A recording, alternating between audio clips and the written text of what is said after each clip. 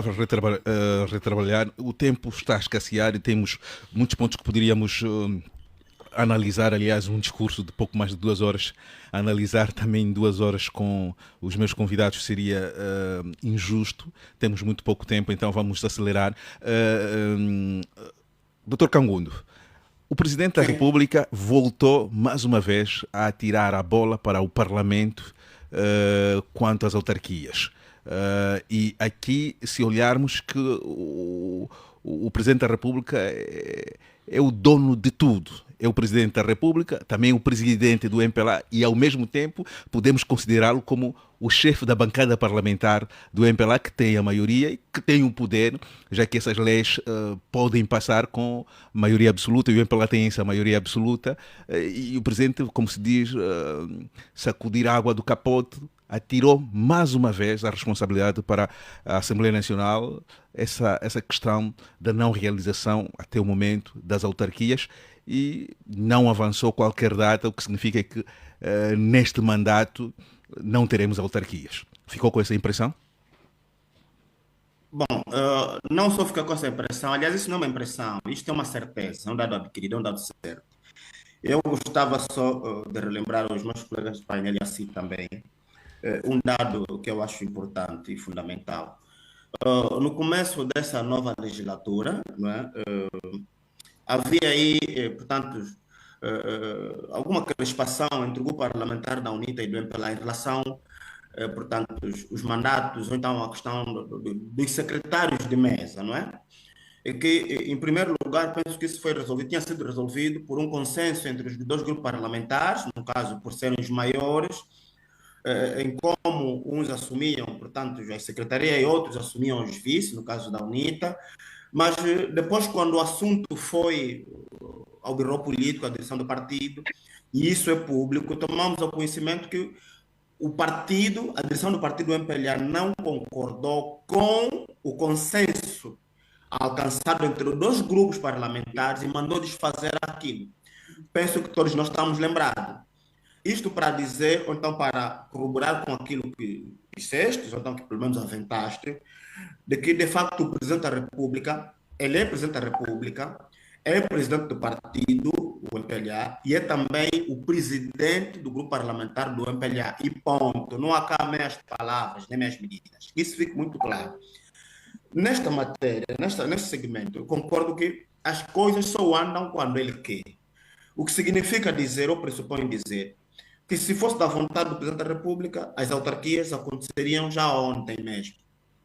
Mas como não é vontade dele, e isto não vai acontecer, enquanto não tiver a garantia de que mesmo com as autarquias ele vai continuar a controlar o poder. Aí é que está o problema. Porque o grande problema que as pessoas não percebem, aqui também lamento alguns amigos da oposição, alguns partidos políticos na oposição, parece não entenderem bem ou não lerem bem as intenções do próprio MPLA. E que muitas vezes também insistem em autarquias, quando se sabe que essas autarquias não vão dar em nada, sobretudo no modelo em que está-se a construir. Ora, a Constituição, doutor Nelson, até onde você é o jurista, as colegas do painel, é preciso que vocês tenham em conta, não sei se já sabem, as leis, as várias leis aprovadas que compõem o pacote legislativo autárquico, trazem um conjunto de armadilhas que, a ser aprovado ou a ser instituída autarquias em Angola, o paradigma do controle absoluto ou do controle central não vai mudar. E eu cito aqui apenas dois fatores, se não três. Primeiro, a lei do financiamento das autarquias traz um princípio, que é o princípio da não consignação das verbas no orçamento. O que é que esse princípio reza? Esse princípio reza que as autarquias estão proibidas de afetar resultado ou produto das suas receitas às obras locais. Isto na prática significa que ainda que uma autarquia tiver muitas receitas, tiver muitos recursos que produzam receitas significativas, elas jamais poderão tocar naquelas receitas sem que mandem antes para o Tesouro Central, e esse Tesouro é que vai decidir se dá uma parte na autarquia ou não. Primeiro ponto. Segundo ponto, a lei da tutela administrativa, que é uma lei muito retrógrada, mesmo para Portugal, onde nós bebemos boa parte do nosso sistema jurídico, não é? Já não existe o princípio da tutela administrativa na perspectiva do mérito. Para A tutela concluir, administrativa, para concluir, ela deve ser sempre na perspectiva da legalidade, o que significa dizer que os atos das autarquias devem estar de acordo com as leis ordinárias e com a Constituição, ponto. Só que em Angola, nós temos o artigo 16º, que é o artigo 16º, melhor, da Lei da Tutela Administrativa, dispõe que os atos administrativos carecem da ratificação do governo central ou da entidade que vai exercer a tutela indicada pelo presidente da República. Ora, esta ratificação, em outras palavras, significa aprovação. Até o orçamento das autarquias não avançará, ainda que aprovado a nível local, não será executado enquanto não tiver esta aprovação do governo central.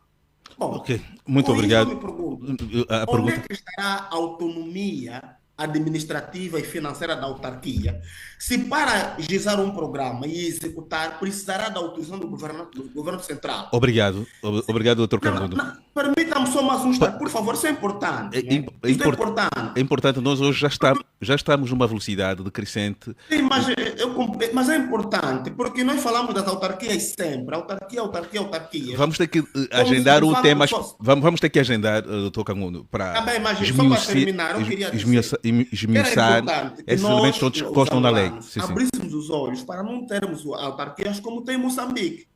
Moçambique tem autarquia há mais de 20 anos, mas a vida das populações continua miserável, tal como em Angola. Obrigado, E é o mesmo que se está a desenhar para Angola, obrigado. infelizmente, de certa forma, com o beneplácito dos partidos políticos na oposição, os Obrigado. quais eu chamo a atenção para abrirem os olhos e não caírem nesta armadilha criada pelo partido que governa.